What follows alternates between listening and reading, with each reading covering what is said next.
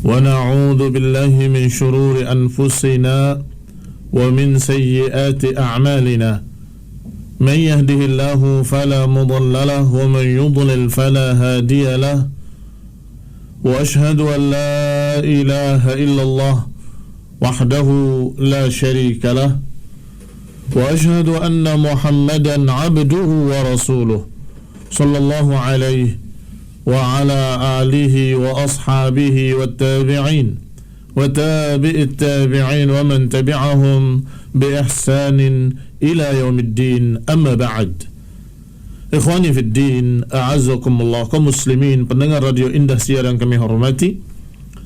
Alhamdulillah, kita sudah bahas hadis Ibnu Abbas radhiyallahu taala anhuma di dalam babul muraqabah, yaitu hadis kuntu khalfan Nabi SAW yauman. Kami pernah berjalan atau dibonceng oleh Nabi SAW di belakang beliau. Kemudian Rasulullah SAW berkata, ya gulam, inni u'allimuka kalimat. Wahai anak muda, aku mengajarkan kepadamu beberapa kalimat. Yang pertama, ihfadillah yahfadka. Jagalah Allah, ini jagalah syariat Allah, Allah akan menjagamu. Jagalah Allah, engkau akan dapati Allah di hadapanmu, membelamu, mendukungmu, mengabulkan permintaanmu. Dan kalau engkau meminta, mintalah kepada Allah. Kalau engkau meminta pertolongan, mintalah kepada Allah. Dan ketahuilah bahwa umat law ijtama'at ala an yanfa'uka bi syai'in lam yanfa'uka illa bi syai'in qad katabahu Allahu lak. Ketahuilah bahwa umat ini seluruhnya, kalau mereka bersatu padu, dukung-mendukung, bantu-membantu untuk memberikan manfaat kepadamu, enggak akan bisa memberikan manfaat kepadamu kecuali dengan sesuatu yang sudah Allah tuliskan untukmu. Sebaliknya, kalau mereka berkumpul bersatu padu, bantu-membantu, dukung untuk membuat madarat, kejelekan terhadapmu, tidak akan bisa mereka memberikan kejelekan terhadapmu kecuali dengan sesuatu yang sudah Allah catat atasmu. Rufi'atil aqlam, pena telah diangkat. Wajaffatis suhuf, lembaran telah kering. Ini sudah kita bahas di dalam pertemuan kemarin. Tetapi di sini ada riwayat lain dengan lafaz yang berbeda, yaitu dalam riwayat yang selain Tirmidzi disebutkan ihfazillah tajidhu amamak. Jagalah Allah, niscaya engkau akan dapati Allah di hadapanmu, yakni membantumu, mendukungmu, membimbingmu. Masya Allah. Ta'arraf ila Allah fil rakha ya'rifka fis syiddah. Dalam riwayat ini ada sebutan kalimat, kenalilah Allah di masa-masa kemudahanmu, di masa-masa sukamu. Ya'rifka fis syiddah, niscaya dia akan mengenalimu di dalam kesusahanmu. Ikhwani fillah, a'azzakumullah, ini yang tidak ada di lafaz pertama. Kenalilah Allah di dalam keadaan suka.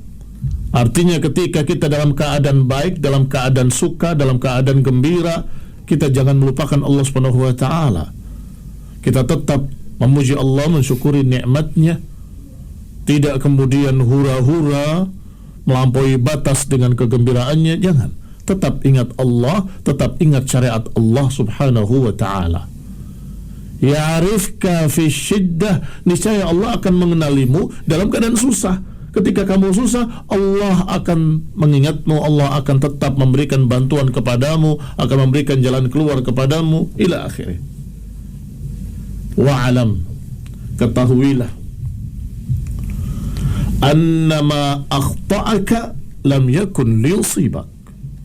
Ketahuilah, kata Nabi SAW dalam riwayat yang kedua ini, apa yang meleset darimu tidak akan menimpamu. Ketahuilah dengan yakin. Yakinilah bahwasanya apa yang meleset darimu, apa yang tidak dicatat untukmu dalam takdir, lam yakun liyusibak, enggak akan menimpamu. bagaimanapun juga nggak akan menimpamu kalau tidak dicatat oleh Allah Subhanahu wa taala dalam takdirnya bahwa itu akan menimpamu, nggak akan menimpamu. Wa ma asabaka lam yakun liyukhti'ak, dan apa yang akan menimpamu tidak akan meleset darimu. Maknanya apa yang sudah dicatat akan terkena atau akan tertimpa, apa yang Allah sudah catat di Lauhul Mahfuz dalam takdirnya bahwa engkau akan tertimpa musibah tersebut, maka tidak mungkin meleset darimu dengan apapun, gak akan bisa meleset darimu. Wa'alam anna an-nasra ma'as sabr wa anna al-faraja ma'al karb wa anna ma'al usri yusra. Dan ketahuilah bahwa yang namanya kemenangan itu selalu bersama kesabaran, dan bahwasanya jalan keluar itu bersama kesulitan, dan bahwasanya bersama kesusahan akan ada kemudahan. Bersama kesulitan akan ada kemudahan. Ikhwani fiddina azakumullah, kaum muslimin rahimani wa rahimakumullah, pendengar Radio Indah Siar yang kami hormati, hadis ini sangat tepat sekali dibawakan oleh Imam An-Nawawi rahimahullah di dalam bab al-muraqabah, agar kita selalu merasa diawasi oleh Allah Subhanahu wa taala dalam keadaan apapun, dalam keadaan suka dan duka, dalam keadaan sulit ataupun dalam keadaan mudah. Dalam keadaan apapun hendaklah kita mengingat Allah Subhanahu wa taala dan selalu merasa diawasi oleh Allah Subhanahu wa taala dan selalu memperhatikan syariat Allah Subhanahu wa taala. Ikhwani fi din a'azzakumullah, kaum muslimin rahimani wa rahimakumullah. Kalimat-kalimat Nabi SAW diajarkan sejak dini. Sudah kita sebutkan kemarin bahwa Rasulullah SAW wafat, Ibnu Abbas masih berumur 15-16 tahun. Berarti ketika disampaikan kalimat-kalimat ini di bawah itu umurnya, tapi sudah ditanamkan akidah kepada anak remaja ini. Ketahuilah bahwasanya kalau engkau menjaga Allah, Allah akan menjagamu. Jadi kalau engkau menjaga syariat Allah, berpegang dengannya, niscaya Allah akan menjagamu. Dan kalau engkau meminta sesuatu, mintalah kepada Allah. Kalau engkau minta pertolongan, mintalah kepada Allah. Dan kemudian diajarkan akidah bahwa semua yang terjadi dengan takdir Allah Subhanahu wa taala. Kalau Allah takdirkan akan terjadi, tidak mungkin bisa meleset.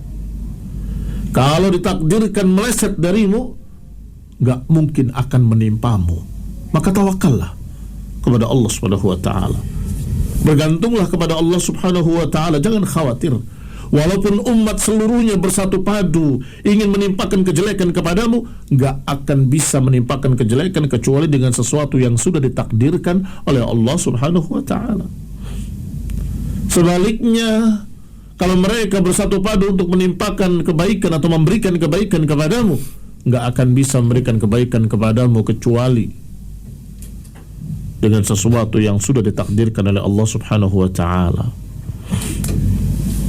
Maka ikhwani fiddin a'azzakumullah, hendaklah kita hanya bergantung kepada Allah Subhanahu wa ta'ala, bertawakal kepadanya, dan jangan pedulikan urusan manusia. Ridon nas ghayatun la tudrak. Ridon nas ghayatun la tudrak. Keridhaan manusia itu adalah tujuan yang tak akan pernah tercapai. Kamu ingin mendapatkan kebaikan dari seluruh manusia, maka kamu berupaya untuk menjilat mereka. Baik, silahkan. Nggak akan mungkin. Mengapa nggak akan mungkin? Karena selera manusia berbeda. Masing-masing memiliki keinginan. Yang sana menginginkan yang A, yang ini yang B. Kalau engkau membuat ridho yang sana, yang ini tidak ridho. Engkau membuat ridho yang ini, yang sana tidak ridho. Ghayatun la tudrak. Itu adalah harapan yang tak akan pernah tercapai. Ridho nas, keridhaan manusia, adalah harapan yang tak akan pernah tercapai. Maka carilah ridho Allah Subhanahu wa ta'ala. Carilah hanya ridho Allah Subhanahu wa ta'ala.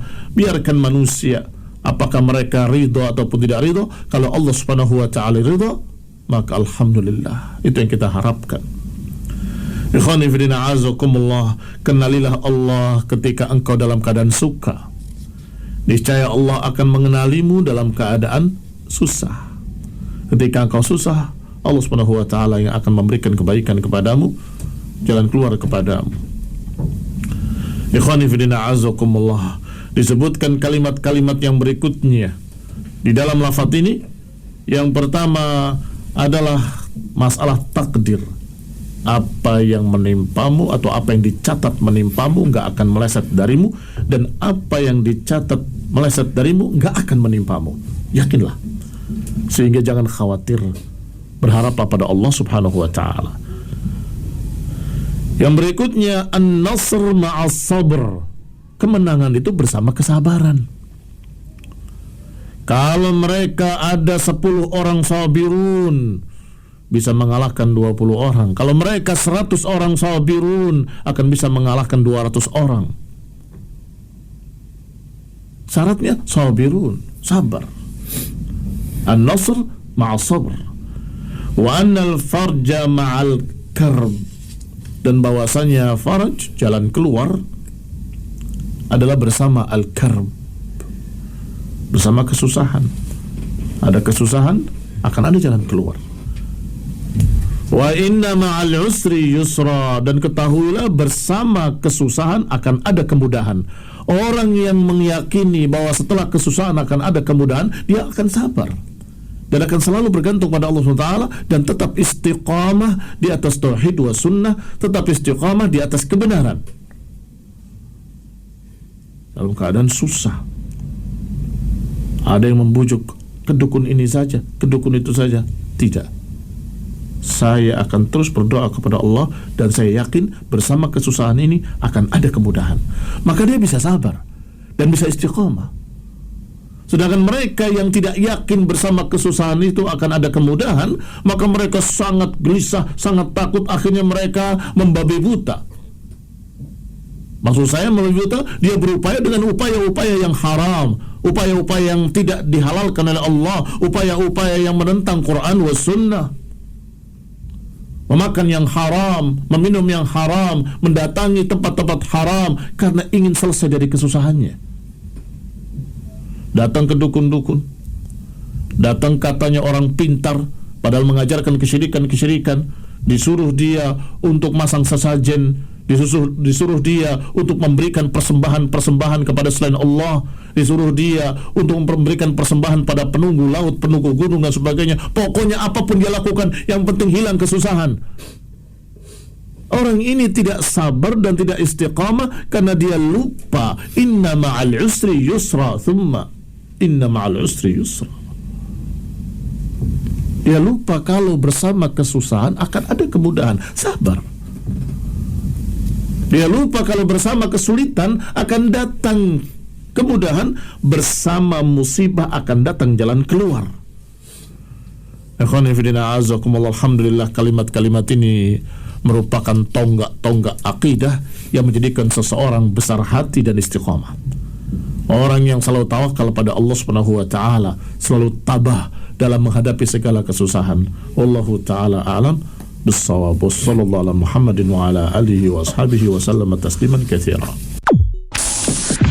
Indah Dia, Idaatul Islamiyah Ahlus Sunnati wal Jamaah.